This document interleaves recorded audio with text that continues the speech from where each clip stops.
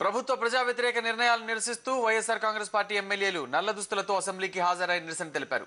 ప్రజా సమస్యలను రాష్ట్ర ప్రభుత్వం పట్టించుకోవడం లేదని, రాష్ట్రంలో అన్ని రంగాల ప్రజలు ఇబ్బందులు పడుతున్నారని ఎమ్మెల్యేలు కాపు రామచంద్రారెడ్డి, శ్రీనివాసులు, శ్రీకాంత్ రెడ్డి ఆరోపించారు.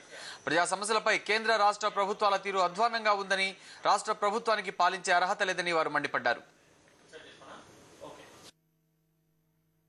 లేకుండా సమావేశాలను సమాధానం చెప్పాల్సి వస్తుందని పరిస్థితి వస్తుందని చెప్పి తప్పించుకోవటము, మాకు అధికారమే ముఖ్యము, ప్రజలకు సమస్యల పైన మాకేమాత్రం చిత్తశుద్ధి లేదు అన్న విధంగా ప్రవర్తించింది ఈ ప్రభుత్వం.